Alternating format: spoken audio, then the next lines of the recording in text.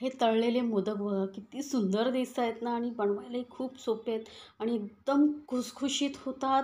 तुम्ही हे 15 दिवस जरी ठेवलात ना तरी अजिबात नरम पडणार नाही. त्यासाठी मी काही टिप्स सांगणार आहे, ज्या फॉलो करून तुम्ही बनवलात हे मोदक ना तर एकदम असे खुसखुशीत होणार आहेत. बघू शकता खूप खुसखुशीत होतात आणि चवीला तर एकदम भारी लागतात. तर एकदा नक्की बनवून पहा. तर त्यासाठी इथे आपण काय करणार आहोत, रवा घेणार आहोत. तर 1 कप बारीक रवा घ्यायचा आहे. बारीक नसेल ना तर तो थोडा मिक्सरमध्ये फिरवून घ्या म्हणजे बारीक होईल. शक्यतो बारीक रवाच घ्या. त्यानंतर समप्रमाणात आपण इथे घेणार आहोत मैदा. तर 1 कप रव्यासाठी आपण इथे 1 कप मैदा वापरलेला आहे. आता यामध्ये घालूया थोडंसं मीठ. कुठल्याही गोडाच्या पदार्थामध्ये मीठ असेल ना तर तो पदार्थ खरंच खूप छान लागतो. आता इथे एका भांड्यामध्ये मी घेणार आहे तूप. तर इथे आपल्याला तुपाचं मोहन घालायचं आहे. तर तूप चांगलं कडकडीत तापून घ्यायचं आहे.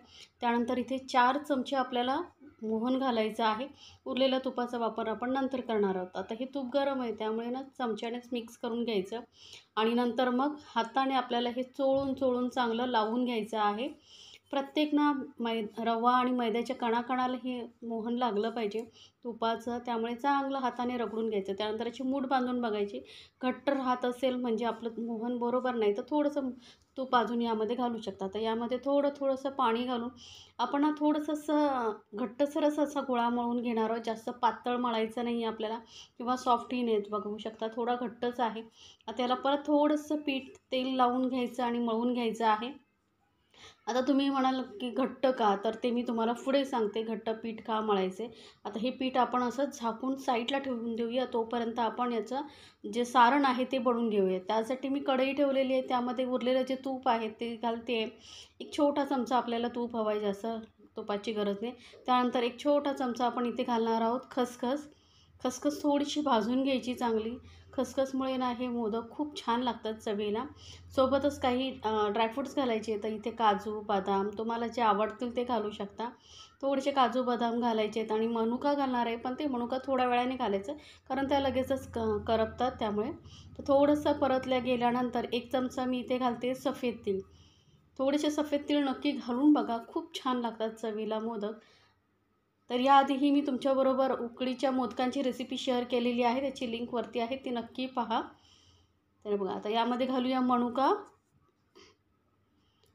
मनुका घातल्यानंतर आपण हे व्यवस्थित जास्त वेळ मिक्स करत राहायचं नाही. थोडंसं हलकंसं परतून घ्यायचं आहे.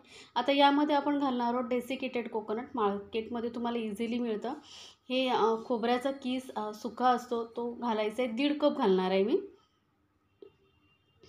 आणि हा आता डेसिकेटेड कोकोनट खोबऱ्याचा चुरा घातल्यानंतर आपल्याला सतत मिक्स करत राहायचं आहे. लक्षात ठेवा अजिबात सोडायचं नाही आहे कारण हे लगेचच करपतं, लाल होतं. त्यामुळे जास्त वेळ न घालवता पटापट मिक्स करत राहायचं आहे. कढई खूप गरम असते ना त्यामुळे हे करपू शकतं. म्हणूनच थोडंसं असं बघा लालसर होईपर्यंत आपल्याला हे भाजून घ्यायचं असं. तर खोबरं एवढं लालसर होईपर्यंत भाजून घेतल्यानंतर आता हे पूर्णपणे थंड करून घ्यायचं आहे आपल्याला. लक्षात ठेवा फॅन खाली ठेवून मी थंड करून घेते. आता हे सारण आपलं बनवण्यासाठी तयार आहे. खोबरं जे आहे पूर्णपणे थंड झालेलं आहे. तर यामध्ये आपल्याला काही साहित्य ॲड करायचं आहे. तर इथे मी घेते पाऊण कप पिठी साखर. साखर थोडी मिक्सरमध्ये फिरवून घ्यायची. घरच्या घरी पिठी साखर तयार होते. त्यानंतर थोडीशी वेलची पावडर घेतलेली आहे, साखरेमध्ये वाटून घातलेली आहे. थोडीशी जायफळ पावडर घालायची आहे आणि यामुळे ना खरंच सुगंध खूप छान येतो. आता हे सर्व साहित्य आपल्याला व्यवस्थित मिक्स करून घ्यायचं आहे. आता साखरेचं प्रमाण ना तुम्हाला किती गोड आवडतं आहे त्यानुसार कमी जास्त करू शकता. आपण 1.5 कप डेसिकेटेड कोकोनट घेतलेलं आहे, त्याच्या अर्धा आपण साखर घेतली होती. सारण तयार आहे आपलं. त्यानंतर आपलं हे बघा पीठ मस्त मुरलं गेलं आहे. थोडंसं चांगलं मळून घेऊया परत. आता तुम्ही म्हणाल की पीठ मी का सांगितलं होतं घट्ट ठेवायचं, कारण ना आपल्याला याचा जो मोदकाला खुसखुशीतपणा, कुरकुरीतपणा येण्यासाठी असं थोडं घट्ट पीठ असेल ना तर खुसखुशीत होतात मोदक. पातळ केलात ना तर मग ते थोड्या वेळाने नरम पडतात. तर जसं समोस्याला वगैरे बघा पीठ ते लोकं घट्ट मळतात, तसंच आपल्याला हे मळून घ्यायचं असं. आता याला पीठ, तेल वगैरे काही न लावता छोटा गोळा करून लाटून घ्यायचं. तर शक्यतो एकदम पातळ लाटण्याचा प्रयत्न करा. इझिली लाटलं जातं, जास्त वेळ लागत नाही. बघू शकता किती पातळ अशी पोळी लाटून घेतलेली आहे. आता यामध्ये ना मी तुम्हाला 3 प्रकारे मोदक कसे बनवायचे ते सांगणार आहे. तर सर्वात आधी काय करायचं आहे आपल्याला या प्रकारामध्ये मध्यभागी सारण ठेवायचं आहे. तर तो 1.5 चमचा एवढं मी सारण घालते. थोडे भरलेले मोदक असतील ना तर खाण्यासाठी छान लागतात. आता हा पारी आपल्या हातावरती उचलून घ्यायची आणि बाजूने एक एक 3 बोटांच्या साहाय्याने याला आपण अशा कळ्या पाडून घेणार आहोत. तर बघू शकता ज्या पद्धतीने तुम्हाला सोपं पडेल त्या पद्धतीने तुम्ही बनवू शकता. तर 3 प्रकार इथे मी तुम्हाला दाखवणार आहे. तर बघा या पद्धतीने तुम्ही कळ्या पाडून घेऊ शकता. जसं आपण उकडीच्या मोदकांना कळ्या पाडतो तशा पाडत जायच्या आहेत. हे थोडंसं रवा आहे ना, त्यामुळे पटकन चिटकत नाही. ते हाताने थोडंसं प्रेस करायचं म्हणजे चिकटल्या जातात कळ्या. आणि गोल गोल फिरून बघा हा असा आपला मोदक तयार होतो. आता दुसरी पद्धत दाखवते मी तुम्हाला. परत सारण ठेवायचं मध्यभागी. सारण तुम्हाला आवडतं तेवढ्या प्रमाणात तुम्ही घेऊ शकता. आता इथे काय करायचं, गोल साईडने आपल्याला पाणी लावून घ्यायचं आहे. व्यवस्थित सर्व बाजूने पाणी लावून घ्यायचं. त्यानंतर बघा ही एक पद्धत, जसं आपण मोमोजला प्लेट काढत जातो ना तसं प्लेट काढत जायची. हाताने त्या प्लेटवर पकडून ठेवायच्या, दुसऱ्या बोटाने याला हाताने प्लेट्स काढत जायच्या, एकावर एक असं ठेवत जायचं आणि अलगद हाताने गोल फिरवायचं, कारण पाणी लावलेलं नाही त्यामुळे व्यवस्थित चिकटतात. तर या पद्धतीनेही तुम्ही झटपट मोदक बनवू शकता. आता तिसरी पद्धत म्हणजे परत याला गोल असं आपण पाणी लावून घ्यायचं आहे. त्यानंतर आधी प्लेट काढायच्या आहेत हाताच्या साहाय्याने, बोटांच्या साहाय्याने तुम्ही अशा प्लेट आधी काढून घेऊ शकता. तुम्हाला जर सारण मध्यभागी भरून नंतर प्लेट काढायला जमत नाही तर आधी तुम्ही या पद्धतीने ह्या ज्या आहेत कळ्या पाडून घ्यायच्या आणि नंतर तुम्ही मध्यभागी सारण भरू शकता. असंही तुम्ही बनवू शकता. जी सोपी पद्धत पडते ना तुम्हाला वाटते त्या पद्धतीने बनवा.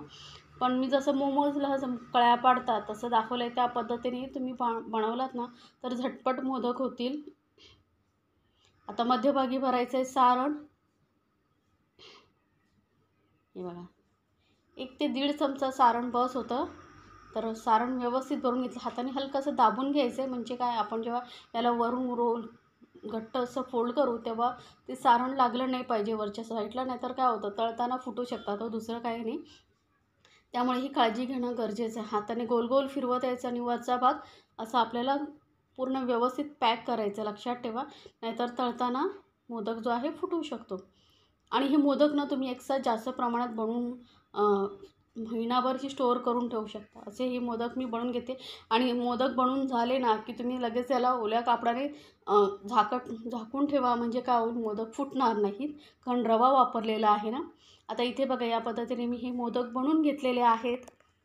किती सुंदर दिसत आहेत बघा. मी 3 प्रकार तुम्हाला दाखवलेले आहेत. त्या ज्या पद्धतीने तुम्हाला जमेल त्या पद्धतीने तुम्ही बनवू शकता. आता कढईमध्ये मी तेल तापत ठेवलेलं आहे. तेल चांगलं तापलं की यामध्ये हे मोदक घालून चांगले आपण तळून घेणार आहोत. तर जोपर्यंत एक साईडने व्यवस्थित तळले जात नाही ना तोपर्यंत त्याला व्यवस्थित तळू द्या. नंतर पलटून त्याला सर्व बाजूने असं तळून घ्या. मस्त कुरकुरीत होईपर्यंत मीडियम गॅसवरती तळायचं, म्हणजे काय होईल चांगले आतपर्यंत व्यवस्थित तळले जातील आणि हे मोदक जास्त दिवस टिकतील, अजिबात खराब होणार नाही, खवट लागणार नाही. त्यासाठी काय करायचं आहे तुम्हाला लक्षात ठेवा. एकतर पीठ घट्ट मळायचं आहे आणि दुसरं म्हणजे जे आपण सारण बनवलं आहे ना तो खोबरं व्यवस्थित भाजलं गेलं पाहिजे. खोबरं जर व्यवस्थित भाजलं गेलं नाही ना तर मोदक खवट होतात थोड्या दिवसाने. म्हणून ही काळजी घेणं ही खूप गरजेचं आहे. तर जसं मी तुम्हाला सांगते तसे मोदक हे नक्की बनवून बघा.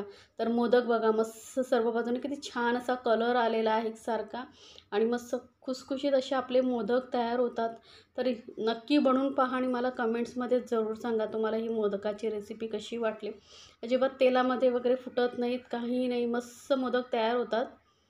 तर गरमागरम कुरकुरीत खुसखुशीत असे आपले मोदक बनवून तयार झाले आहेत. बघू शकता किती छान दिसत आहेत. तर मी तुम्हाला एक तोडून दाखवते. कुठेही याला पापुद्रे वगैरे आलेले नाही आहेत. एकदम खुसखुशीत असे आपले हे मोदक तयार होतात.